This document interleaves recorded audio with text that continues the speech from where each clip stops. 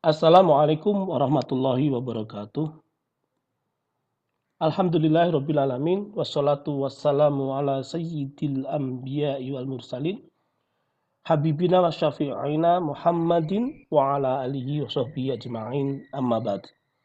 Ikhwani fiddin rahmatullahi alaikum. Peserta kuliah Ulumul Quran yang berbahagia. Mari kita lanjutkan kuliah kita pertemuan keempat tentang nuzulul Quran. Kita buka bersama dengan membaca basmalah. Bismillahirrahmanirrahim. Kita akan membahas dalam topik nuzulul Quran ini ada 4 pembahasan.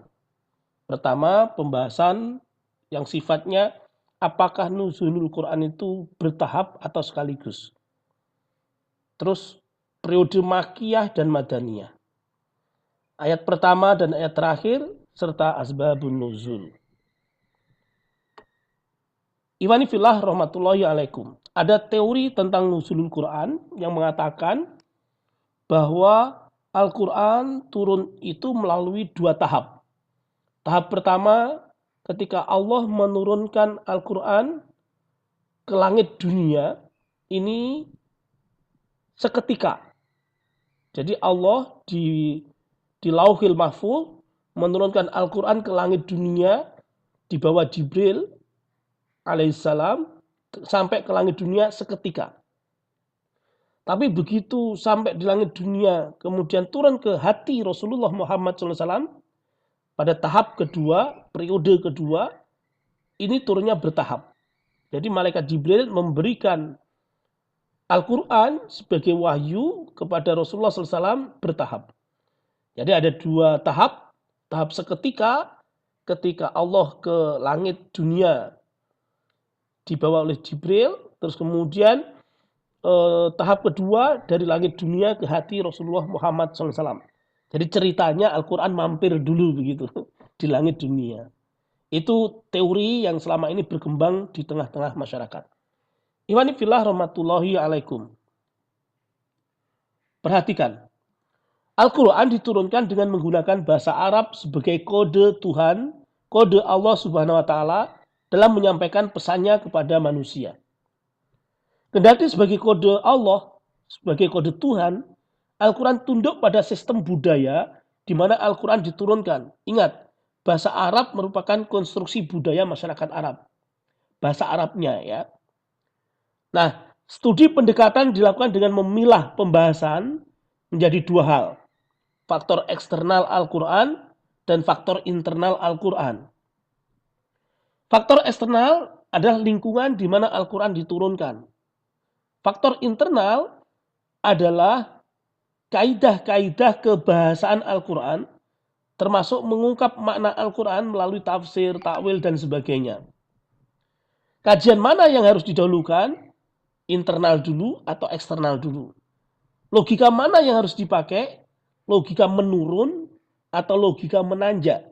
Logika turunnya Al-Quran dari Allah Subhanahu wa Ta'ala sampai ke Rasulullah SAW, atau logika menanjak? Kita pegang Al-Quran, terus kemudian kita telaah Al-Quran itu, apa kata Al-Quran, kemudian kita yakini. Hati-hati, ya, peringatan, pentingnya mengetahui batasan akal. Ingat, akal manusia itu terbatas. Kemudian logika antara qiyasus syahid alal ghaib atau sebaliknya. Hati-hati, kita berangkatnya itu dari sesuatu yang terindra, yang ada, yaitu Al-Quran yang kita pegang sehari-hari itu, atau sesuatu yang sifatnya ghaib, yang kita tidak tahu, tapi kemudian kita tiba-tiba seakan-akan kita tahu begitu. Hati-hati, ini penting sekali. Karena ini masalah akidah. Iwani fillah rahmatullahi alaikum. Al-Quran diturunkan kepada Nabi Shallallahu Alaihi Wasallam selama 23 tahun. Dan Allah Subhanahu Wa Ta'ala telah menjelaskan hikmah diturunkannya secara berangsur-angsur. Ya, ada di Al-Quran surah Al-Isra ayat 106. A'udzu billahi minasyaitonir rajim. Wa Qur'anan faraqnahu litaqra'ahu 'alan nasi 'ala muksin wa nazzalnahu tanzila. Ada juga di Quran surah Al-Furqan ayat 35. Wa qala alladziina kafaru laula nuzzila 'alaihil Qur'anu jumlatan wahidah. Orang-orang kafir itu berkata, seandainya Al-Quran itu diturunkan seketika. Itu sekali turun saja langsung gitu. Kadzalika linusabbita bihi fuadak. Demikianlah supaya Allah Subhanahu wa taala itu memperkuat hatimu Muhammad dengan turunnya Al-Quran yang tidak seketika itu. Yang turunnya itu bertahap. Ini kata Al-Quran. Itu. Warattalnahu tartila, dan kami membacakannya secara tartil. Jadi menurut ayat ini Al-Quran itu turun bertahap. Imani fillah rahmatullahi alaikum. Pelajaran yang bisa diambil, Al-Quran turun itu berangsur-angsur.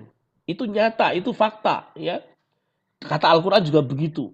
Untuk apa? Untuk memperkuat ingatan Rasulullah SAW untuk dibaca kepada manusia secara tartil. Lalu bagaimana dengan pendapat yang mengatakan bahwa Al-Quran turun sekaligus di tahap pertama? Inna anzalnahu fi lailatul qadr. Inna anzalnahu fi lailatul mubarakah. Fi lailatul mubarakah. Ya, ayat-ayat yang katanya menunjukkan bahwa itu Al-Quran turun seketika. Menurut Dr. Muhammad Ali Al-Hasan, pendapat itu lemah. Jadi adanya dua tahap Al-Quran turun. Tahap pertama dari Allah Subhanahu wa taala di Lauhil Mahfuz ke langit 7, langit dunia, itu lemah. Mengapa? Bahwa itu perkara ghaib. Gitu kan?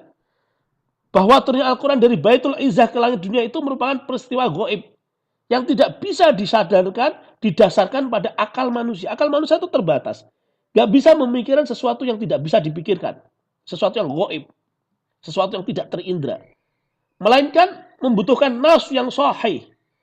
Dan ini tidak terjadi, tidak ada nas, kecuali hanya perkataan Ibnu Abbas. Dan itu marfu. Ya, tidak sampai Rasulullah SAW. Tidak marfu, tidak sampai Rasulullah SAW. Ya, nama Al-Quran diberikan pada sebagian atau keseluruhan. Jadi Al-Quran, satu ayat Al-Quran, ya, An-Nas, Al-Falaq, Al-Ikhlas, itu juga Al-Quran. Itu juga Al-Quran. Membedakan madlul anzala dan nazala adalah perkara yang tidak ada dasarnya sama sekali. Karena tidak ada qarinah tentang hal itu. Tidak ada indikasi-indikasinya. Begitu. Sehingga Al-Quran diturunkan secara berangsur-angsur. Dan kita mengakui Al-Quran itu wahyu yang turun pertama dan terakhir. Turun berdasarkan hadis sahih yang datang kepada kita. Ini hadis sahih. Hadis sahihnya muttafaq alaih riwayat Bukhari Muslim. An Aisyah radhiyallahu anha. Annaha qalat. Dari Aisyah radhiyallahu anha qalat. Awalu ma budi'a bi Rasulullah sallallahu alaihi wasallam minal wahyi ar-ru'ya as-shadiqah. Ya, dari Aisyah radhiyallahu an, Bunda Aisyah radhiyallahu an berkata, segala sesuatu yang pertama kali Rasulullah SAW itu diutus berupa wahyu yang diturunkan kepadanya wahyu adalah mimpi yang benar. Di dalam tidur, fin naumi fakana la yara ru'yan ila ja'at mislu falaki subhai. Tidak mimpi Rasulullah SAW kecuali pada mimpi itu seperti falak waktu subuh. Fajar di waktu subuh. Summa habbaba ilaihi al-khala fakana yakhlu bi ghori hira. Yatahannasu fil layali zawatil adadi qabla ayarji'a ahlahu. Yatazawwadu lidzalika summa raja'a ala Khadijah. Fatazawwadu limisliha hatta faja'ahu al-haqqu wa huwa fi ghori hira. Faja'ahu al-malaku faqala iqra. Jadi hadis ini menceritakan bagaimana turunnya Al-Alaq ayat 1 sampai 5. Turunnya wahyu pertama kali. Itu. Wahyu pertama kali itu Al-Alaq. Artinya Al-Alaq itu turun pertama kali. Ini berangsur-angsur. Ada Al-Alaq terus kemudian dilanjutkan berikutnya Al-Mudaththir, dilanjutkan berikutnya misalnya Al-Duha dan seterusnya. Itu bertahap. Bukan seketika langsung 30 juz begitu. Nah, inilah awal turunnya wahyu yang terjadi di bulan Ramadan yang penuh berkah. Setelah itu wahyu terus turun sampai Rasulullah SAW wafat. Ya, turunnya bertahap, berangsur-angsur. Ayat-ayat Al-Quran turun di waktu dan tempat yang berbeda-beda. Kadang turun di satu tempat, ya, ayat ini turun di sebagian saja, atau turun beberapa ayat dan kadang-kadang turun satu surah, bahkan turun satu surah. Terkadang turun dengan asbabun nuzul atau tanpa asbabun nuzul, ya, pada malam hari atau siang hari, pada musim dingin atau musim panas, di dataran rendah atau di pegunungan, turun pada saat dibutuhkan, dan bahkan tidak turun padahal Rasulullah SAW sedang membutuhkannya. Dalam semua kondisi ini ada kebaikan. Kenapa? Karena Al-Quran itu turun terserah Allah Subhanahu Wa Taala, kan begitu. Iman fillah rahmatullahi alaikum. Hikmah turunnya Al-Quran secara bertahap, berangsur-angsur. Yang pertama, tasbitan liqalbihi sallallahu alaihi wasallam. Untuk memantapkan hati Rasulullah sallallahu alaihi wasallam. Yang kedua, tashilu hifdihi sallallahu alaihi wasallam. Untuk memudahkan Rasulullah sallallahu alaihi wasallam menghafalkannya. Yang ketiga, lidalalati alal ijaz Al-Qur'ani wa isbatu masdarihi. Untuk menunjukkan bahwa Al-Quran itu mukjizat. Dengan turun bertahap menunjukkan bahwa Al-Quran itu mukjizat. Kalau turun seketika sebagaimana yang diinginkan oleh orang kafir tadi, wah, kok Al-Quran turun menuruti kemauan orang kafir, gimana sih? Maka nggak mungkin itu. Makanya kemudian sebagai mukjizat untuk membantah apa yang diinginkan oleh orang kafir itu salah, menunjukkan apa yang diinginkan orang kafir itu salah, Al-Quran turun bertahap.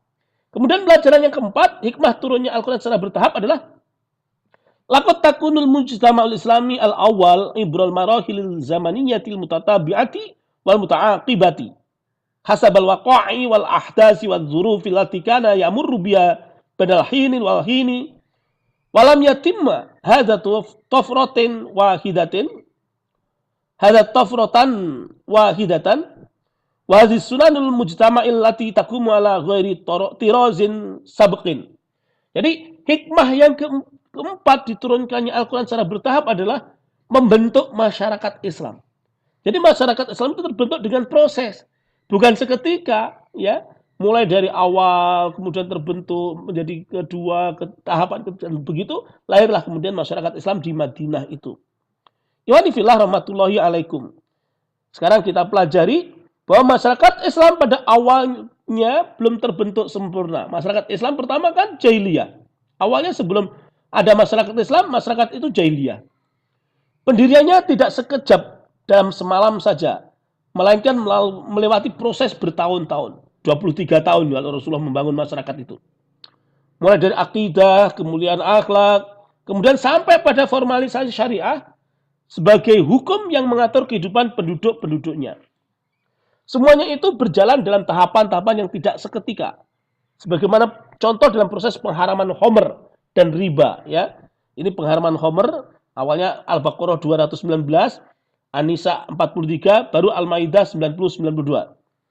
Pengharaman khamr juga gitu. Awalnya Ar-Rum 39, An-Nisa 160-161, Ali Imran 130, dilanjutkan Al-Baqarah 275-276, terakhir Al-Baqarah 278-279. Berangsur-angsur, tidak seketika. Juga perintah sholat 5 waktu, berangsur-angsur.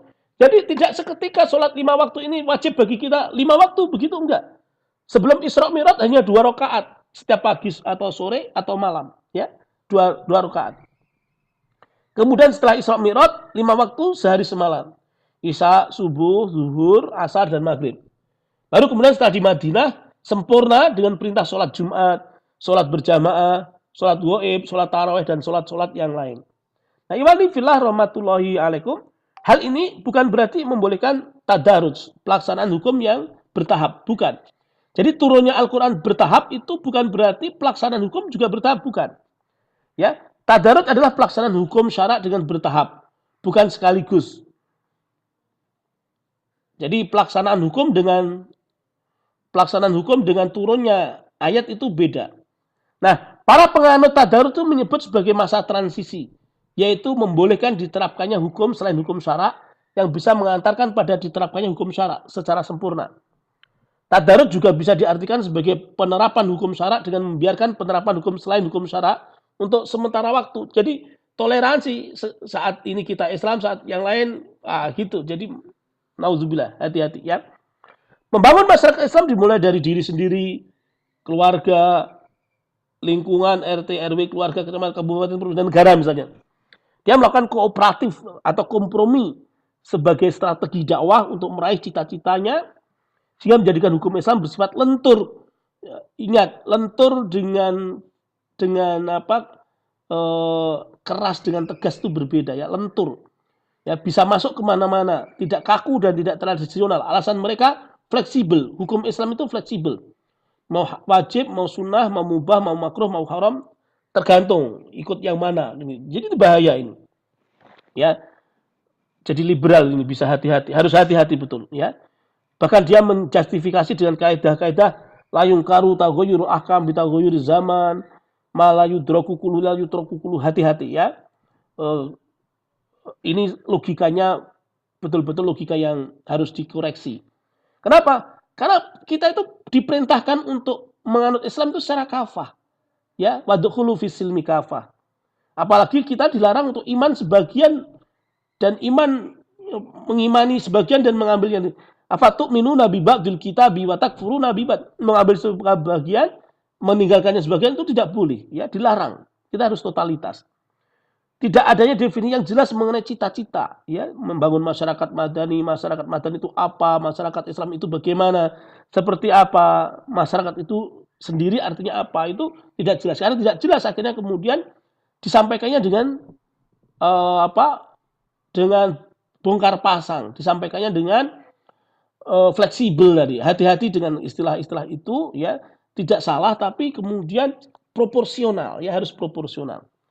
Iwani fillah rahmatullahi alaikum. Kalau kita belajar ayat pertama dan ayat terakhir turun, maka kita tahu bahwa sesungguhnya waktu ini itu milik Allah. Al-Quran turun itu juga kehendak Allah Subhanahu Wa Taala.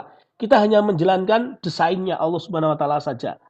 Ya, karena itu ayat yang pertama turun sudah jelas. Al-Alaq ayat 1 sampai 5 itu kita diperintahkan untuk berpikir, ya, Iqra misalnya Iqra bismi rabbikal ladzi khalaq, diperintahkan untuk belajar itu sampai kemudian turun ayat-ayat berikutnya berproses.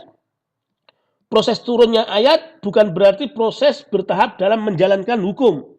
Bahwa kita belum bisa menjalankan hukum, iya, tapi bukan berarti kita tidak mau menjalankan hukum, bukan. Tidak mau dengan tidak mampu itu dua hal yang berbeda. Kita mau menjalankan hukum itu. Masalah kemampuan serahkan kepada Allah karena Allah zat yang maha mampu, begitu. Adapun ayat yang terakhir turun ada perbedaan pendapat. Apakah al-yauma akmaltu lakum dinakum wa atmamtu alaikum ni'mati wa raditu lakumul islam madina, atau ayat-ayat yang lain, ya, misalnya wattaqu yauman turja'una fihi ilallah summa tuwaffa kullu nafsin ma kasabat wa hum la yuzlamun, atau ayat ya ayyuhalladzina amanu idza tadayantum bidainin ila ajalin musamman faktubuh. Maka ayat yang terakhir turun ini kalau kita analisis, apakah Al-Maidah ayat 3 atau ayat 128, Al-Baqarah ayat 281, Al-Baqarah 278 atau Al-Baqarah 282, pendapat pertama memang masyhur, Al-Maidah al-yauma akmaltu lakum dinakum wa atmamtu alaikum nikmati wa raditu lakumul islam madina. Ini masyhur di kalangan awam, di masyarakat memang masyhur. Tapi masalahnya pendapat ini tidak ada dalil yang mendukung gitu loh. Seakan-akan memang begitu, seakan-akan pendapat ini merupakan kesalahan sebetulnya, tapi sudah menjadi latah, ya, kesalahan yang terlanjur populer di tengah-tengah masyarakat. Kenapa salah? Karena topik ayat ini memang sebetulnya mendukung betul. Al-yauma akmaltu lakum dinakum wa atmamtu alaikum nikmati wa raditu lakum islam madina. Kesempurnaan agama ini tidak akan tercapai kecuali dengan turunnya ayat ini sudah tuntas. Seandainya tidak ada riwayat mengenai turunnya ayat paling akhir, maka pendapat ini bisa diterima. Cuma masalahnya ada riwayat yang mengatakan ayat yang paling terakhir turun itu ada gitu. Ya, ini pendapat logika, ya, logika semata, ya. Pendapat tersebut tidak dapat diterima oleh para ulama dan peneliti karena memang tidak ada landasan dalilnya sama sekali kecuali hanya logika saja. Menurut Imam Az-Zarkashi, imanifillah rahmatullahi alaikum, bahwa ayat ini turun pada hari Arafah, pada saat Haji Wada, tahun ke-10 Hijriah. Setelah itu Rasulullah SAW masih hidup selama 81 hari. Masih 2 bulan, hampir 3 bulan Rasulullah masih hidup. Imam Tabari menjelaskan ayat tersebut tidak dimaksudkan untuk sempurnanya agama dengan tuntasnya hukum-hukum syarak. Tetapi sempurnanya agama pada pribadi muslim yang berhaji wada. Dan dengan dikuasainya tanah haram dan diusirnya kaum musyrik, ya, kembalinya Mekah, tanah Baitul Haram, tanah di Masjidil Haram menjadi milik kaum muslimin lagi. Karena setelah haji wada masih turun beberapa ayat, di antara ayat-ayat yang tadi, ayat riba tadi misalnya. Menurut Imam Suyuti mengkompromikan dari berbagai pendapat tentang ayat-ayat terakhir yang turun. Seraya mengatakan ayat-ayat ini diturunkan sekaligus sesuai dengan urutannya dalam mushaf. Membahas satu kisah yang sama sehingga ayat-ayat ini yang terakhir turun. Jadi kalau dikatakan sebagai ayat yang periode terakhir, awal, tengah, akhir, oke lah. Tapi ya kalau yang paling terakhir, maka pendapat yang paling rajih, ayat yang paling akhir turun adalah ayat 281 dari surah Al-Baqarah. Wallahu a'lam bishawab. Iwani fillah rahmatullahi alaikum. Selanjutnya kita akan belajar tentang Makkiyah dan Madaniyah. Ya, kalau kita lihat dakwah Rasulullah SAW, ketika Rasulullah diutus menjadi Rasul tahun 570 Masehi, beliau bertahanus di Gua Hira, kemudian beliau berdakwah di Mekah, periode Makkiyah. Ini ya, lihat PowerPoint ini. Lihat kursor saya. Ya, dari Rasulullah lahir, kemudian Rasulullah berdakwah di Mekah. Ini di sini Rasulullah hijrah. Ini ya, Mekah, Makkiyah ini. Maka di situ turun ayat-ayat misalnya Al-Alaq, Al-Qalam, Al-Muzammil, Al-Mudassir, Al-Fatihah, Al-Lahab, Takwir dan lain-lain sebagainya. Sementara kemudian setelah Rasulullah hijrah dari Mekah ke Madinah di sini, ini yang namanya Madaniyah. Surah-surah Madaniyah. Surah Makkiyah berjumlah 80 surah, 86 surah. Dan surah Madaniyah berjumlah 28 surah. Nah, iwani fillah rahmatullahi alaikum, kita pelajari karakter-karakter Makkiyah. Surah-surahnya terkait dengan keimanan. Ya, Qul huwallahu ahad, itu keimanan. Qul ya ayyuhal kafirun, dengan keimanan. Termasuk koreksi terhadap tradisi-tradisi yang salah, tradisi-tradisi jahiliyah yang salah. Wailul lil mutaffifin, misalnya orang-orang yang memberatkan timbangan, misalnya ya, itu yang ada di sekitar Ka'bah pada waktu itu, termasuk juga kisah-kisah yang bisa menghibur Rasulullah SAW, ya, bagaimana al-buruj, ya, wassama'i dzatil buruj, kisah yang diceritakan Al-Quran kepada Rasulullah SAW, bahwa sebelum Rasulullah dulu, waktu masa Bani Israel dulu, ada orang muslim yang disiksa, dicemplungkan, kalau bahasa Jawa itu dicemplungkan ke mana? Ke parit-parit, di mana di dalam parit ada api yang menyala-nyala. Itu menghibur Rasulullah SAW.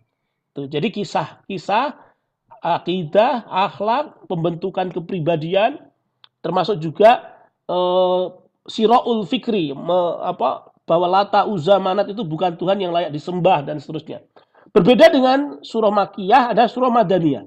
Kalau surah Madaniyah ini surah-surah yang sifatnya tahkim, yang sifatnya tatbik, penerapan hukum-hukum syarak di Madinah, ya, ekonomi, muamalah, sosial, ya, ada politik juga diterapkan di Madaniyah. Iman fillah rahmatullahi alaikum. Itu tadi pembahasan Makkiyah dan Madaniyah. Terus kemudian kita membahas asbabun nuzul. Secara umum Al-Quran diturunkan untuk memberikan petunjuk kepada umat manusia agar menjalankan kehidupan sebagaimana yang diinginkan oleh Sang Pencipta manusia, yaitu Allah Subhanahu wa taala.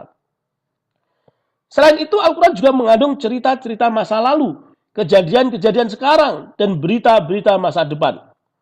Sebagian besar Al-Quran diturunkan untuk tujuan umum itu. Namun kehidupan sahabat radhiyallahu anhum bersama Rasulullah SAW telah menyaksikan banyak peristiwa sejarah, bahkan terkadang terjadi di antara mereka peristiwa khusus yang memerlukan penjelasan hukum Allah yang masih kabur bagi mereka. Kemudian mereka bertanya kepada Rasulullah SAW, lalu turunlah ayat Al-Quran untuk menjelaskan peristiwa tadi, untuk menjawab pertanyaan yang muncul tadi. Inilah yang kemudian disebut asbabun nuzul. Wa fillah rahmatullahi alaikum. Jadi asbabun nuzul itu turunnya Al-Quran yang terkait dengan suatu peristiwa tertentu. Misalnya ketika turun Al-Quran surah Asy-Syu'ara ayat 214. Ya, Rasulullah SAW pergi naik ke Bukit Sofa dan menyeru, wahai kaumku. Kemudian mereka pada berkumpul mengelilingi beliau. Bagaimana pendapatmu jika aku beritahukan padamu bahwa di balik gunung ini ada musuh yang hendak menyerangmu? Mereka menjawab, kami belum pernah melihat engkau berdusta Muhammad. Engkau jujur, engkau al-amin, orang yang bisa dipercaya. Lalu Rasulullah SAW menyampaikan, aku memperingatkan kalian tentang siksa yang pedih. Kalau kalian tetap menyembah Lata, Uzza, Manat, misalnya begitu, maka akan ada siksa yang pedih bagi kalian. Sembahlah Allah Subhanahu wa taala. Tiba-tiba Abu Lahab berkata, celaka engkau. Apakah hanya untuk ini kami dikumpulkan? Maka turunlah surah Al-Lahab ayat 1 sampai 5. Tabbat yada abi lahabi wa tab. Ma'aghna anhu maluhu wa ma kasab. Sayasla naran dzata lahabin wa imra'atuhu hammalatal hatab. Fi jidha hablum min masad. Itu asbabun nuzul turunnya Al-Lahab ayat 1 sampai 5.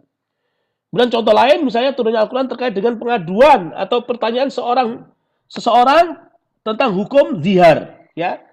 Rasul ditanya oleh Kaulah binti Sa'labah mengenai suaminya yang menzihar. Turunlah surah Al-Mujadalah ayat 1 sampai 3. Iwani fillah rahmatullahi alaikum. Tidak semua ayat Al-Quran diturunkan Allah Subhanahu wa taala karena suatu kejadian atau pertanyaan tertentu. Melainkan ada yang turun sebagai permulaan tanpa sebab mengenai keimanan dan syariat Islam, baik dalam kehidupan pribadi maupun sosial. Maka harap berhati-hati ya mengenai pengertian asbabun nuzul yang diperluas ya. Sampai pada peristiwa-peristiwa generasi terdahulu, itu bukan asbabun nuzul, itu kisah-kisah. Misal, kisah Al-Fil ya, turunnya dianggap itu asbabun nuzul, turunnya surah Al-Fil. Alam taro kaifa fa'ala rabbuka bi ashabil fil. Alam yaj'al kaidahum fi tadlil wa arsala 'alaihim tayran ababil. Ya, Abraha Raja Najasyi Raja Najasyi yang di Ethiopia ingin menyerang Ka'bah. Itu sebelum Rasulullah SAW lahir. Bahkan sebelum jadi Rasul. Kenapa kok kemudian dikatakan itu asbabun nuzul? Al-Quran yang turun ketika Rasulullah sudah lahir menjadi Rasul. Kan nggak nyambung kan? Ya, maka hati-hati ya. Jadi kisah Al-Fil itu kisah, bukan asbabun nuzul. Surah An-Nisa ya. Maka peristiwa yang diceritakan itu bukan asbabun nuzul. Intinya begitu. Oleh karena itu asbabun nuzul didefinisikan sebagai suatu hal yang karenanya Al-Quran diturunkan untuk menjelaskan hukum pada masa hal itu terjadi, baik berupa peristiwa maupun pertanyaan, ya. Jadi dan itu terserah Allah Subhanahu wa taala. Terserah Allah mau menurunkan atau tidak, itu hak prerogatifnya Allah Subhanahu wa taala. Nah, iwani fillah rahmatullahi alaikum, bagaimana metode mengetahui asbabun nuzul? Suatu peristiwa atau pertanyaan tertentu bisa menjadi asbabun nuzul karena diriwayatkan oleh orang-orang yang menyaksikan langsung turunnya ayat tersebut. Lalu mereka berkata bahwa itu merupakan sababun nuzul. Tidak boleh mengatakan suatu peristiwa atau pertanyaan tertentu dikatakan sebagai sababun nuzul hanya karena pendapat sahabat atau ijtihad ulama. Tidak boleh. Ya, karena sababun nuzul ini terkait dengan perkara usuluddin, terkait perkara dengan akidah, ya. Sehingga dalilnya harus qat'i subut, qat'i dalalah. Tuh, karena dengan mengetahui asbabun nuzul, kita bisa mendapatkan manfaat-manfaat, ya, mengetahui hikmah disyariatkannya hukum. Seandainya tidak mengetahui sababun nuzul, tentu sekarang masih menganggap khamr itu tidak dilarang. Riba itu masih boleh, naudzubillah min dzalik, ya. Mentaksis hukum bagi yang berpendapat al-ibrah bi khusus sabab. Mengetahui sababun nuzul bisa mengkhususkan sabab dari lafaz umum. Ya, ini aktivitas para mujtahid, ya. Mengetahui sababun nuzul adalah cara terbaik untuk memahami makna-makna dalam Al-Quran dan menghilangkan kesamarannya. Bahkan bisa menjadi pelajaran untuk dakwah. Ya, kalau kita lihat perjalanan umum sejarah umat Islam kan, dari Mekah, kemudian Madinah, kemudian Khulafaur Rasyidin, Umayyah, Abbasiyah, Perang Salib, Utsmaniyah, sekarang tahun 2018. Harusnya ini 2020 ya, afwan, ini harusnya ini 2020. Ini materi saya buat tahun 2018 yang lalu.